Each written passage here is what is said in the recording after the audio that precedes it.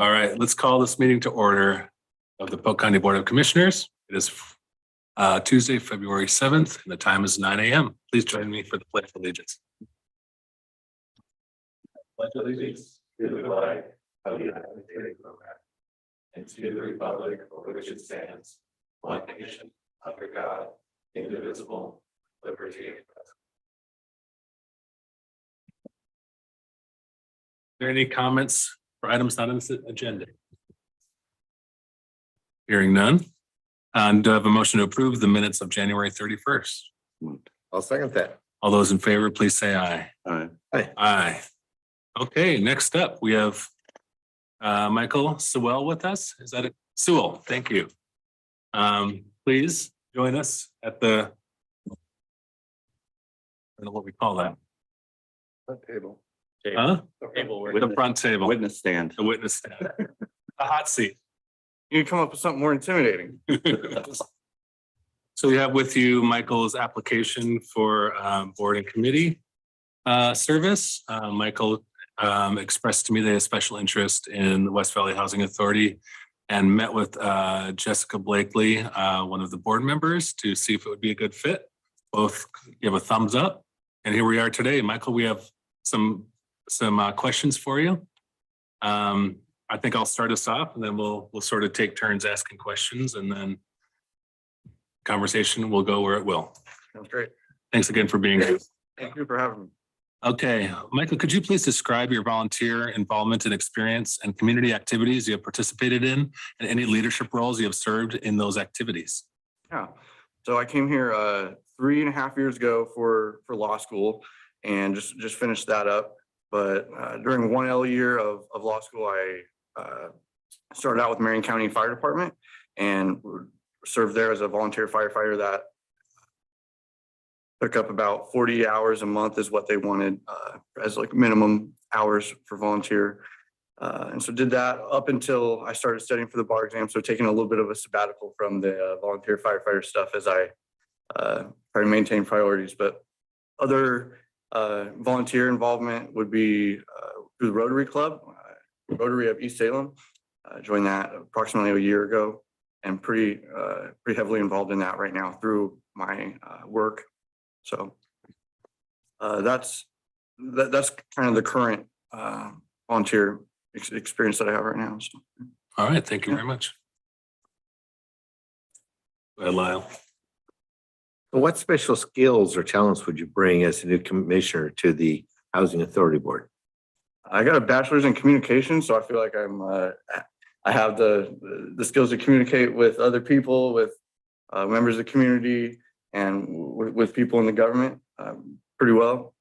I also think my law degree will lend itself to analytical and logical reasoning of stuff that the board does. Yeah. Excuse me.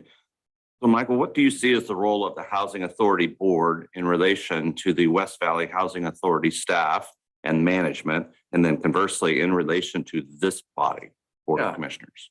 That was something that me and Ms. Blakely talked about, and I feel like she gave me an okay understanding, but I'll try to relate that back. She said that the Housing Authority Board kind of operates at a high level overview, maybe 35,000 feet, whereas the management and the staff are doing the day-to-day stuff, and they're handling the smaller decisions. And so, from what I understand, the Housing Authority Board is more involved in the policy making, maybe not the day-to-day policy making, but the big picture stuff. And then, as far as what the Housing Authority does in relation to you guys, we kind of just keep you updated and make sure that your values, missions, goals are lining up with what we're telling the staff and management of the HA board. But if I'm not understanding that, I'd love to have a Follow-up. yeah. Yeah, please. Yes. So did you talk about budget? Not too much. Do you have a sense of the budget at all? Not too much. Yeah. Do you believe that board has authority over the budget? Yes. Okay. Yeah. All right. But as far as like where where each dollar is going. Yeah, we didn't Have you talk about spent that. any too much. time looking at its budget or its website for information to understand? Like where the money's coming from? Yeah, yeah. And I And understand where it goes. most of it is federal money. Yes. Okay. So I'm not going to quiz you on that at Okay. this point. So I know Sure. you're still trying to learn it. So Yeah, yeah. thanks. Thank you. Thank you. So Michael, since the Housing Authority has a public mission, you'll be expected to represent the citizens of your community in the policy decisions that you participate in making. Are you willing to expand your personal perspective to include those of the greater community as best you can? How would you make sure that you represent the greater community interest in the decisions you make? I'll just add, who would be some of those public groups, or what would those constituents look like that would serve to expand your public communication and outreach? Sure. Yeah, I'll start out with the beginning of that. So, well, kind of a Yeah, a lot of, sorry. yeah, feel free to just be conversational. Yeah, absolutely. I think if I'm understanding the question right, how will I be expected to represent through advocacy, through listening to people and relaying that back to the other people on the board, relaying that back to you, being open, maintaining myself as a professional, maintaining myself as a person with no controversies in the public realm. And I guess I'm not understanding the second part of the question. How would you make sure that you represent the greater community interest? Well, the West Valley Housing Authority serves Polk County, Right. and we have folks who need these services, who are living there. We have folks who are neighbors. It provides a vital part of the housing market, really, in Polk County. So there are a lot of stakeholders involved. Yeah. So how would you represent the full community, given that there are multiple stakeholders? Sure. Yeah. I think that something really important would just be to make sure I'm up to date on all the happenings and to make sure I'm educated about all the issues so that those people can be best served. Okay. Yeah. Thank you. This is a long one here. Lay it on me. I think that's what Polk passed. So a primary tenet of our agency's mission is to provide safe, decent, and affordable housing opportunities for our community's citizens with special needs, such as low-income families and elderly or disabled individuals. How best do you envision the Housing Authority using its assets, which is its dollars and personnel, to provide increased housing opportunities for the citizens of this community? Also, what do you see as other unmet housing needs of the community that the Housing Authority should consider as a priority for its resources? I think that we can be looking at what other successful communities are doing and maybe try to implement some of those if we're not implementing some things that other places are. And beyond that, I think we can be open to trying to facilitate new properties instead of trying to renovate old ones into new ones. And again, I'm just now getting into all the issues, but from what I talked about briefly with Ms. Blakely, she had some ideas about purchasing new property, and so that was just one of the ideas she had. Other unmet housing needs of the community. I think one of the biggest housing needs is property, from what I understand. So I think a focus would be on acquiring more property. And again, I'm still learning how that process goes, of course, but yeah. So the authority is in the middle of a RAD conversion process. Mhm. It's the Rental Assistance Demonstration Program by HUD, Housing and Urban Development. And it's really to make up for a $26 billion deficit in deferred maintenance for the public housing properties. Yeah. This will free up some capital. But there are some anxieties because folks will have to be kind of moved around a bit. You're going to change. Yeah, and the risks are that a lot of these folks have people with disabilities and other higher service needs. So how would you, as a board member, advocate or lead to ensure that these transitions cause the least pain as possible to residents? I think if other places are doing that successfully, I would highlight how successful those places are doing so. And again, I said people don't like change, but I think if we can communicate that change to people and make them believe that it's a good idea, that's half the battle. So, Thanks.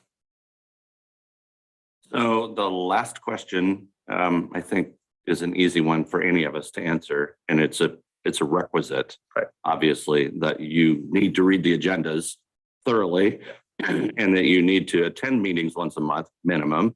So I don't need to ask you that question. That's just a given. sure. But I do want to follow up with regard to just tell us about yourself. Yeah. And I mean, what do you do for a living? Mhm. And what are your plans? You've noted here that you've moved your family to Dallas. You've graduated from law school. That's about all I know about you. Yeah. So tell us more. So I was born in Pendleton up in Eastern Oregon, and I lived there for a whopping 2 years before my parents moved out to the Midwest. And they were church planners, so we moved from state to state, starting churches, and then came out here for law school as kind of a way to get back to my roots. And I mentioned I've moved some of my family back to Oregon with me, and so I have intentions to plant roots and establish myself here. Right now, I am studying for the bar, which is in 2 weeks, and so taking my time to prioritize that at the moment. But I'm working for Representative Mannix at his law firm right now. I'm not doing anything for his on the political side of things. I'm doing estate planning and just general business law at his firm. I envision myself staying there for a few years, but ultimately I'd love to set up shop somewhere here in Polk County, Yamhill County. I'm not sure, but I like Polk County a lot. So Good. Yeah. All right. Well, I mean, some of the objective in that line of questioning is how long you're going to be here. Right, So it yeah. sounds like you're going to be here for a couple of years. yeah. But I am just trying to find my way through the bar exam right now. So you want to specialize through land use?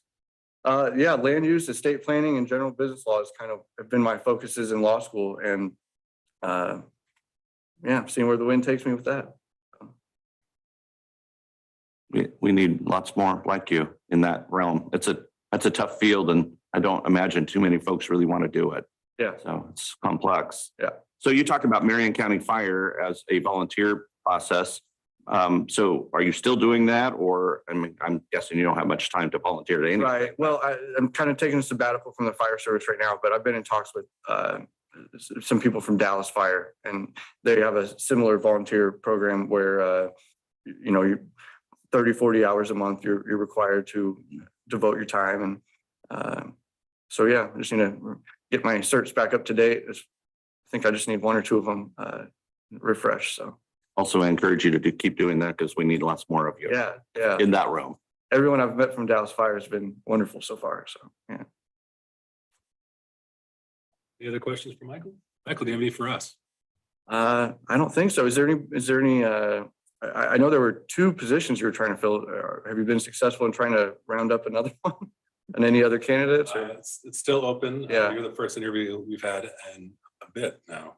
So Yeah, still recruiting. gotcha. Yeah, the current board members are very functional and Mhm. and dedicated.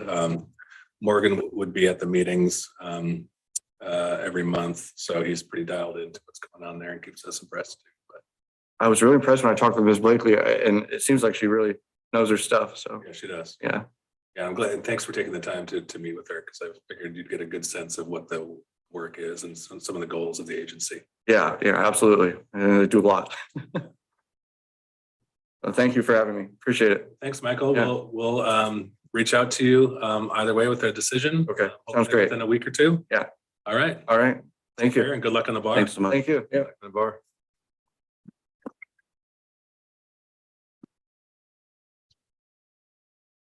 All right. We have any non-listed items? Over. Just a reminder, you have a public hearing, or Yes, actually thank 2 public hearings tomorrow involving the local option tax, otherwise known as the public safety levy, the reauthorization for the May election. Those hearings are at 9 and at 6 in this room. So just to, if people are gonna watch or whatever, that's a reminder if they want to show up, so. And then the compensation meets tomorrow at 10, but you're not involved other than your salaries are involved. Sounds good. Thanks for the reminder about the public hearing. How long will the open house be tomorrow night? It's a public hearing, so if nobody shows up, you're gonna open it, maybe wait a few minutes and then close it. If not, I mean, if there's 4 or 5, I don't know if you're gonna limit the amount they can talk or ask questions. I assume not. I think last time we had the reauthorization, we had about 3-4 people show up in the 9 o'clock meeting and about 3 or 4 in the evening meeting. So some are there just to hear what's going on. Others are there to ask questions. So, and then after that meeting, you'll make a decision if you want to move forward and then direct staff to develop an order 2 weeks from now to put on the agenda again, at which time people could talk if they had questions. And then once you do that, then I get it to the clerk and we go through that process to make it so we can put it on the ballot by the March deadline.